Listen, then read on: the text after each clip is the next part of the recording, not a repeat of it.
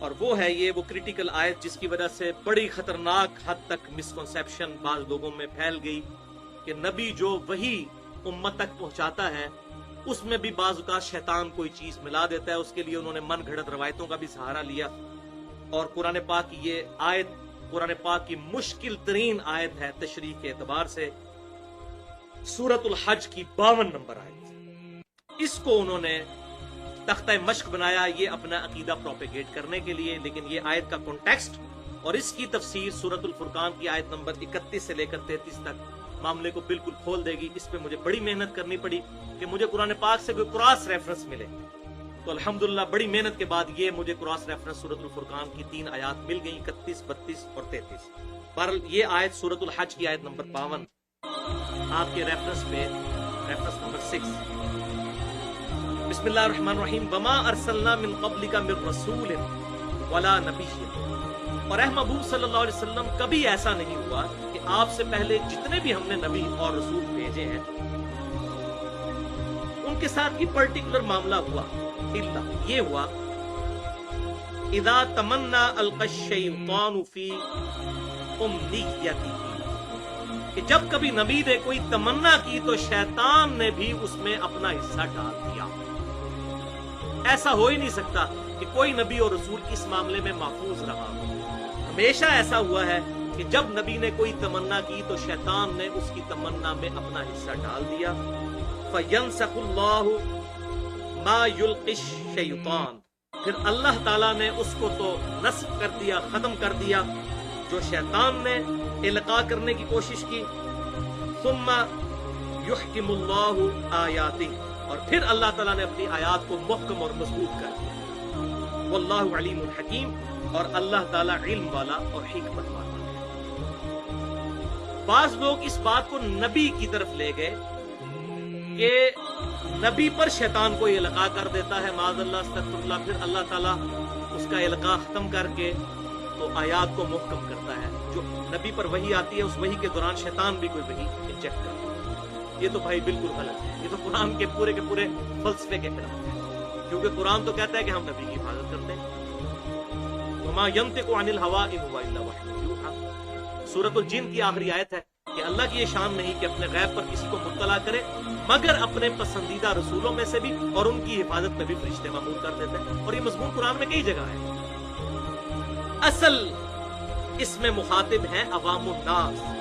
اب اس آیت کو سمجھیے کہ کبھی ایسا نہیں ہوا کہ کوئی رسول اور نبی آیا ہو مگر یہ کہ یہ معاملہ ہوگا کہ جب کبھی اس نے تمنا کی کہ وہ دعوت حق جو اللہ نے اس کو دی ہے وہ عوام الناس تک پہنچائے تو شیطان بھی اس کے اندر اپنی عمل دخل کر دیتا ہے. مراد یہ کہ جب وہ لوگوں کو حق بات پہنچاتا ہے تو لوگوں کے دلوں میں وہ وسوسے ڈال کر نبی کے خلاف کر دیتا ہے عوام کو. پھر اللہ تعالیٰ اس معاملے کو دور کرتا ہے. وہ کیسے کرتا ہے؟ اعتراضات کر کے. یار یہ کیا قرآن میں آیت نازل ہوئی, یہ کیا مکھی اور مچھر کی مثال. اللہ تعالیٰ اللہ نے کوئی علم نہیں جاننا بلکہ اللہ تبارک و تعالیٰ اس مثال کے ذریعے لوگوں کو بات سمجھانا چاہتا ہے. اگر کسی کو مکھی اور مچھر کی مثال سے سمجھ آتی ہے تو اس طرح سمجھ آتی ہے. تو اللہ تعالیٰ پھر اپنی آیات کو محکم کرتا ہے اور پھر اللہ تبارک و تعالیٰ ان آیات کو محکم کیسے کرتا ہے اور آیات نازل فرما کے ان اعتراضات کا جواب دے کے. اسی لیے تو بھائیو یہ اتنی موٹی کتاب ہے ورنہ ایک صفحے کی کتاب ہوتی ہے. یہ اتنی بڑی کتاب اسی لیے ہے کہ وسوسے بہت زیادہ ہیں. 23 سال تک نازل ہوتی رہی. تو ان وسوسوں کو سیٹل کرنے کے لیے اللہ تعالیٰ کہتا ہے کہ جب یہ عوام الناس کے اندر کوئی ایسا معاملہ کرتے ہیں تو اللہ تعالیٰ اپنی آیات کو محکم کر دیتا ہے. یہ تفسیر میں نے اپنی طرف سے نہیں کی, اس کی سپورٹ میں یہ آیات مجھے ملی الحمدللہ بڑی محنت کے بعد. سورۃ الفرقان آیت نمبر 31 سے 33 ریفرنس نمبر 7. یہ باقی آیات سورہ حج کی بعد میں مکمل کریں گے. یہاں کراس ریفرنس کے طور پر اس چیز کو لے لیں. وَكَذَلِكَ جَعَلْنَا لِكُلِّ نَبِيٍّ عَدُوًّا مِّنَ الْمُجْرِمِينَ اور ہم نے اسی طریقے سے ہر نبی کے دشمن بنا دیے مجرموں میں سے. یعنی اللہ تعالیٰ یہ کشمکش کرتا ہے. یہ دشمن بھی اللہ تعالیٰ نے شیطان بھی پیدا کیا اور یہ سارے معاملات یہ جو حالات ہوئے آزمائش کے لیے. وَكَفَى بِرَبِّكَ هَادِيًا وَنَصِيرًا اور تیرا رب کافی ہے ہدایت دینے کو اور مدد کرنے کو. وَقَالَ الَّذِينَ كَفَرُوا لَوْلَا نُزِّلَ عَلَيْهِ الْقُرْآنُ جُمْلَةً وَاحِدَةً اور کافر یہ اعتراض کرتے ہیں کہ یہ قرآن ایک اکٹھی کتاب کی صورت میں کیوں نہیں نازل ہوا؟ قرآن میں خود لکھا ہوا ہے کہ تورات اور انجیل جو ہیں وہ اکٹھے نازل ہوئے ہیں. تورات موسیٰ علیہ السلام کو دی گئی اکٹھی تختیوں کی شکل میں. یہ قرآن کیوں 23 سال سے نازل ہو رہا ہے؟ مکی دور میں 13 سال سے اکٹھی ایک کتاب سلیبس کے طور پہ پکڑا دی جاتی ہے. ابھی کافروں کا اعتراض تو دیکھو اعتراض کرنے میں تو کوئی بھی اعتراض کر سکتا ہے. یعنی اگر اکٹھی ہو جاتی پھر تسی مان لینا جی. عیسیٰ علیہ السلام پہ 12 بندے ایمان لے کے آئے. موسیٰ علیہ السلام پہ بھی ایمان لانے والے تو 6 لاکھ کے قریب تھے. جب قتال کی باری آئی تو 2 بندے ساتھ رہ گئے, باقی سارے ادھر ادھر ہو گئے. تو یہ اعتراضات دل بے ایمان دے اچٹاٹتے ہیں جنہوں سے پنجابی کہتے ہیں کہ دل میں بے ایمانی ہو تو پھر جھوٹے دلائل تو بہت گھڑے جا سکتے ہیں. تو یہ کافر اعتراض کرتے ہیں کہ کتاب اکٹھی کیوں نہیں نازل ہوئی؟ تو اللہ تعالیٰ فرماتا ہے کذالک, یہ اس لیے ہے لنثبت به فؤادک ورتلناہ ترتیلا, یہ اس لیے کہ محبوب صلی اللہ علیہ وسلم ہم آپ کو اس کے ذریعے مضبوط کریں اور ٹھہر ٹھہر کر کے آپ پر یہ کتاب پڑھیں. مراد یہ کہ آپ صلی اللہ علیہ وسلم کے لیے گائیڈ لائنز ہیں. مسلسل 23 سال سے آپ کا اللہ تعالیٰ کے ساتھ ڈائریکٹ رشتہ برقرار, اور آپ کو آہستہ آہستہ اس کے ذریعے مضبوط کیا جا رہا ہے. پہلے گائیڈ لائنز آتی ہیں, اس پر عمل کرتے ہیں, نئی آزمائشیں آتی ہیں, پھر اللہ کی طرف سے گائیڈ لائنز آہستہ آہستہ ایوالو ہوتے ہوئے صحابہ اکرام کی ایک جانثار جماعت آپ کے پاس تیار ہو گئی ہے. اس لیے کہ آپ کے دل کو مضبوط کرتے ہیں ہم اس کے ذریعے, جو کہ اللہ تبارک تعالیٰ نے سورہ حشر میں بھی فرمایا کہ اگر یہ کتاب نازل ہوتی پہاڑوں پر تو ریزہ ریزہ ہو جاتے پہاڑ. نبی صلی اللہ علیہ وسلم کے مبارک دل پہ آہستہ آہستہ اس کو نازل کیا گیا تاکہ آپ کے دل کو مضبوط کیا جائے اس کے دل. وَلَا يَأْتُونَكَ بِمَثَلٍ إِلَّا جِئْنَاكَ بِالْحَقِّ وَأَحْسَنَ تَفْسِيرًا. اور اے محبوب صلی اللہ علیہ وسلم تم دیکھو کوئی ایسا اعتراض نہیں یہ لے کر آئے اور ہم اس کا کوئی نہ کوئی معقول جواب آپ کو تعلیم فرما دیتے ہیں. احسن تفسیر, آپ اس کو اوپر جوڑ لیں سورہ حج کی 52 نمبر آیت کے ساتھ کہ اللہ تعالیٰ فرماتا ہے جب کوئی شیطان کوئی کام ڈالنے کی کوشش کرتا ہے تو اللہ تعالیٰ شیطان کی اس معاملے کو پیچھے کر کے اپنی آیات کو محکم کرتا ہے. مراد یہ اس کا جواب دے دیتا ہے. اسی طریقے سے سورۃ الانبیاء میں آیا کہ یہ کافر جن کو پوج رہے ہیں, جن پتھروں کو, اللہ تعالیٰ ان پتھروں کو بھی دوزخ میں ڈال دے, ان بتوں کو بھی دوزخ میں ڈال. تو کافروں نے مذاق اڑانا شروع کر دیا. اچھا اس کا مطلب ہے جتنے جھوٹے معبود بنائے گئے وہ دوزخ میں جائیں گے, تو عیسیٰ علیہ السلام کو بھی پھر دوزخ میں ڈالا جائے گا, کیونکہ عیسیٰ علیہ السلام کو بھی تو پوچھ رہے تھے عیسائی. بتا دو کافروں کو بھی تھا کہ عیسیٰ علیہ السلام نے اپنی عبادت تو خود نہیں کروائی, وہ تو الحمدللہ امام الموحدین تھے. یہ تو لوگوں نے ان کے لیے ڈیوینٹی کلیم کی. پھر اللہ تعالیٰ نے اس کا جواب بھی دیا سورہ زخرف کے اندر کہ محبوب صلی اللہ علیہ وسلم یہ جو عیسیٰ کی مثال انہوں نے آپ سے بیان کی, آپ ٹینشن نہ لیں, یہ حجت بازی کرنے کے لیے کی. حالانکہ ان کو بھی پتا ہے کہ ہمارے خاص بندے تھے اور وہ قیامت کی خبر ہے, یعنی نزول عیسیٰ جو ہے یہ قیامت کی خبر ہے. اسی پہ میں نے مسئلہ نمبر 12 حیات مسیح اور نزول مسیح علیہ السلام اس میں اس آیت کو بھی ثبوت کے طور پر پیش کیا ہے. تو ہر چیز کا اللہ تعالیٰ معقول جواب الحمدللہ تعلیم فرماتا ہے. اب اس کی حکمت کیا ہے کہ ایسا کیوں ہوتا ہے کہ نبی دعوت دے رہا ہے, شیطان اپنا کام ڈال رہا ہے, پھر اللہ تعالیٰ آیت نازل کر رہا ہے؟ یہ اس کا ثبوت وہ سورہ حج کی 52 نمبر آیت کی اگلی آیات پڑھ لیجئے, 2 آیات 53 اور 54. یہ کس لیے ہے؟ یجعل ما یلقی الشیطان فتنۃ للذین فی قلوبہم مرض. یہ اس لیے ہے تاکہ ہم شیطان کی ان باتوں کو آزمائش کا ذریعہ بنا دیں ان لوگوں کے لیے جن کے دل کے اندر مرض ہو چکا ہے, جنہوں نے بات نہیں مانی. والقاسیہ, اور ان کے دل سخت ہو چکے ہیں, قاسیۃ القلوب, ان کے دل سخت ہو چکے ہیں. یہ ان کے لیے آزمائش بن گئی ہے.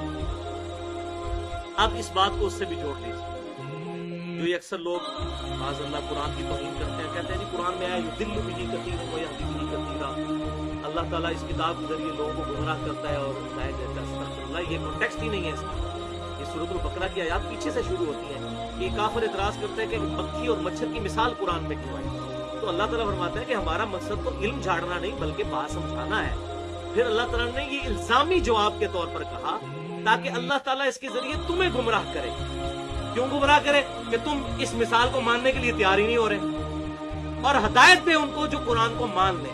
لہٰذا جو قرآن پڑھ کے قرآن کے اوپر عمل کر رہے ہیں نا, وہ ہے ہدایت والے. اور جو کہہ رہے قرآن ڈائریکٹ نہ پڑھو گمراہ ہو جاؤ گے, بیسیکلی وہ ہے یضل بہ کثیرا. اور کہتے ہیں جی قرآن پڑھ کے لوگ گمراہ ہو جاتے ہیں. قرآن میں کہیں نہیں لکھا ہوا قرآن پڑھ کے لوگ, یہ تو قرآن کا مقدمہ ہی ختم ہو جائے گا. یہ قرآن تو ہے ہدل للناس سورۃ البقرہ میں، وبینات من الہدی والفرقان، ہدایت کی روشن دلائل اور حق اور باطل میں تمیز کرنے والی کتاب۔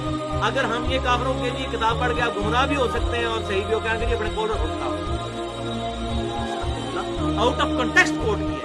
اللہ تعالیٰ نے ٹانٹ کیا کہ کافروں جب اس کتاب کی تم واضح باتوں کو نہیں مانتے تو تمہاری گمراہی میں اضافہ ہوتا ہے۔ ہم یہ اس لیے نازل کرتے ہیں کہ ایمان والوں کو اس سے اور ہدایت ملے اور تم لوگ اس کا انکار کر کے خود گمراہ ہو، انکار کر کے نہ کہ مان کے۔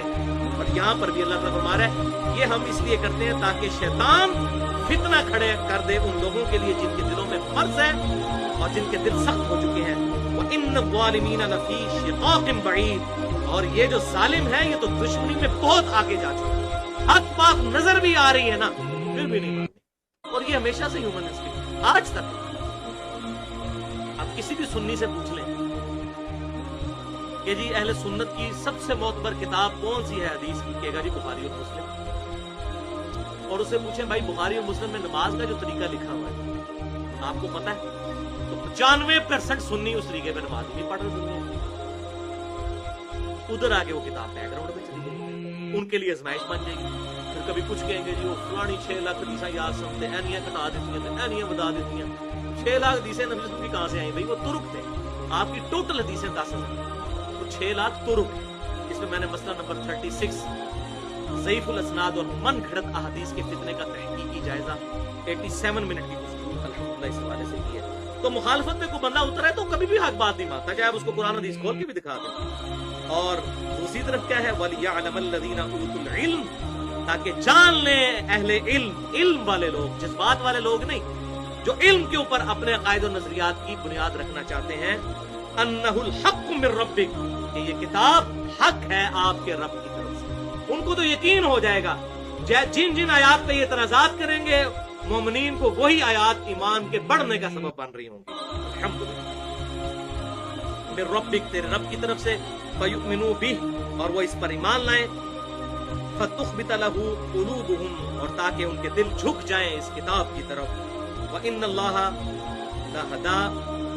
لہادی الذین آمنوا، بے شک اللہ تعالی ہدایت دینے والا ہے ایمان والوں کو الی صراط مستقیم، سیدھے راستے کی طرف، ایمان والوں کو جو باقی خود ایمان لانا چاہتے ہیں۔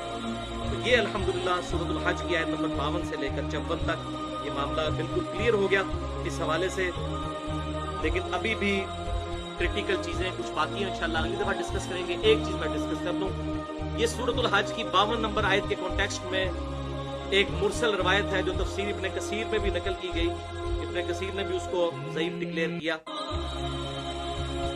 کہ نبی صلی اللہ علیہ وسلم قرآن پاک کی آیات تلاوت کر رہے تھے سورۃ النجم کی، تو اسی دوران اسی وزن کے اوپر آپ صلی اللہ علیہ وسلم کی مبارک زبان سے کچھ اور الفاظ نکل گئے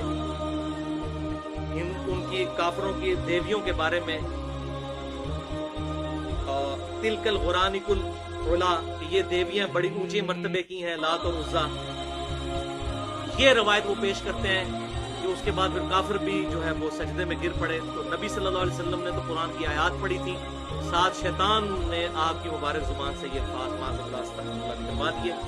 یہ بھائیوں بالکل جھوٹی روایت ہے، اور اس کا میں نے پوسٹ مارٹم مسئلہ نمبر 36 اسی ضعیف الاسناد اور من گھڑت احادیث کے فتنے کا تحقیقی جائزہ، اس میں جو میں نے 5 جھوٹی اور ضعیف روایتوں کی مثالیں دی ہیں کہ جن کی وجہ سے دین کا بیڑا غرق ہوا ہے، اس لیے صحیح حدیث پر ایمان لانا ضروری ہے، ان میں سے ایک مثال یہ بالکل جھوٹی روایت ہے، اس کی اسلام میں کوئی حیثیت نہیں ہے۔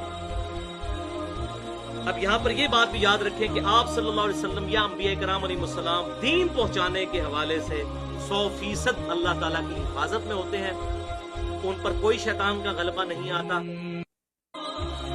لیکن جہاں تک دنیاوی معاملات کا تعلق ہے، صحیح مسلم میں اوپر تلے 4 طرق موجود ہیں کہ آپ صلی اللہ علیہ وسلم نے ارشاد فرمایا، وہ بڑا ڈیٹیل واقعہ ہے، ٹائم نہیں بیان کروں، کبیر نحل والا واقعہ، وہ کھجوروں کی پیوند کاری اور گرافٹنگ والا واقعہ، اس میں آپ صلی اللہ علیہ وسلم نے اینڈ پہ ارشاد فرمایا، انتم اعلم بامر دنیا، دنیا کے کاموں کو تم بہتر سمجھتے ہو، اور اس میں آگے الفاظ ہیں صحیح مسلم میں، ابو داؤد میں بھی موجود ہے یہ حدیث، مسلم میں 4 طرق اس کے موجود ہیں کہ جب کبھی میں تمہیں اللہ کے ریفرنس سے کوئی بات بتایا کروں تو اس کو من و عن قبول کیا کرو.